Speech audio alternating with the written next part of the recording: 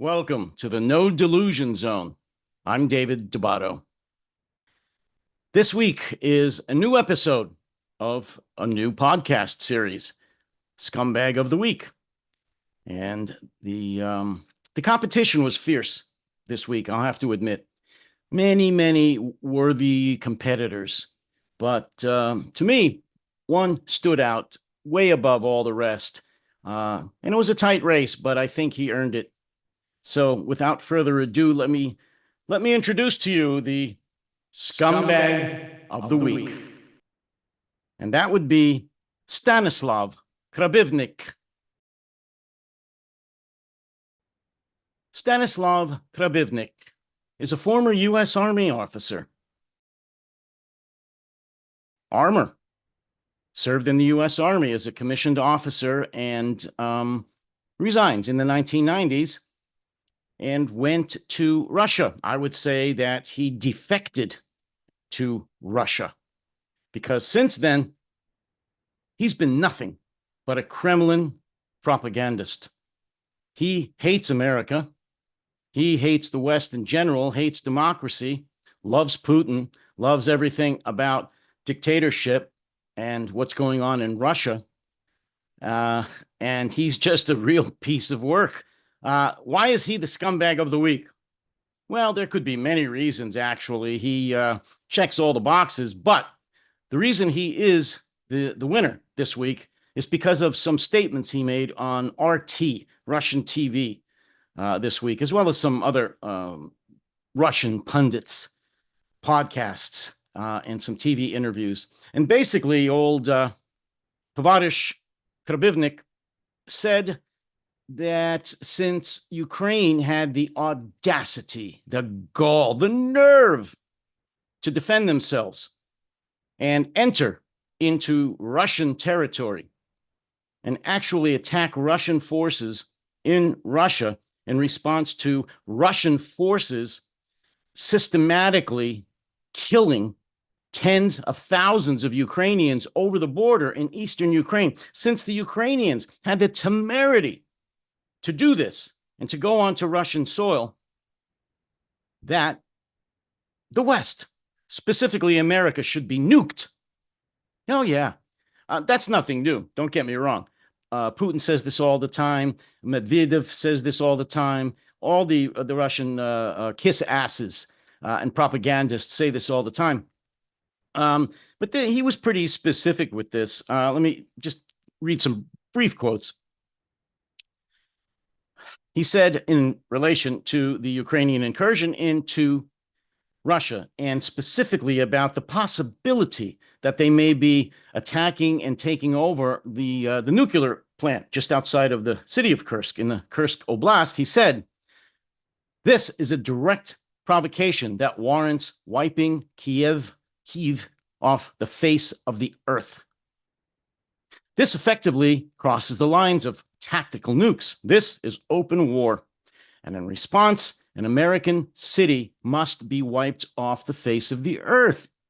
Or there will be a strike in London based on who armed it," Krapivnik said, suggesting that there will be an explosion and New York will be gone.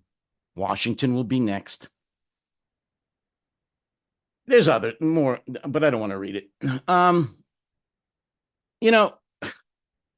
He's the scumbag of the week, and he deserves it. Here was a man who came to America, Russian-born, came to America, took advantage of what America had to offer, became a commissioned officer in the United States Army, getting paid about 10 gazillion times more than he ever would if he even became a general in the decrepit, useless Russian army.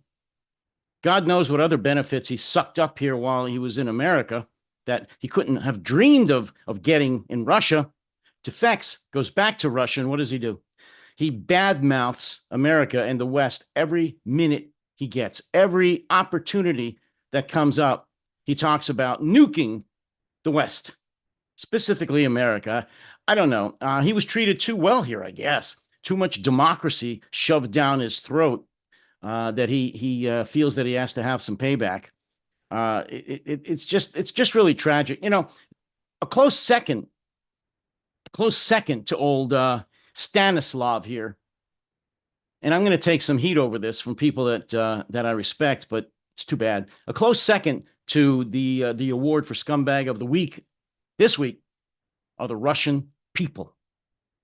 Why do I say that? Because like many, many Americans and those in the West and Ukraine, I have been watching too many videos of Russian people and their responses, not just to the Kursk, how can I say this, action by the Ukrainian army, but just in general about the war in Ukraine, saying unprompted things that they don't have to say. When a Russian person is interviewed, they can say, I have no comment. I'm not political. I'm tired of talking about the special military operation, or even I'm all for it, but I have nothing to say. I mean, as neutral as they can be. They don't have to gush. They don't have to come right out and talk about how much they love atrocities, how much they love seeing Ukrainian cities, schools, maternity wards, museums, and apartment buildings go up in flames.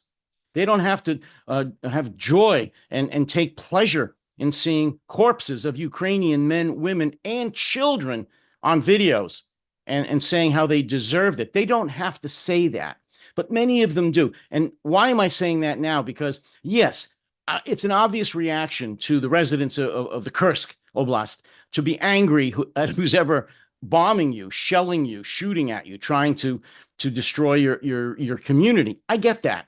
But not one of them, at least not any of them that I've seen on video or read any reports about, think about, why are they attacking us?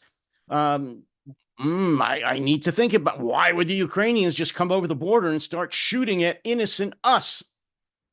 They don't do that. I haven't seen any of them do that.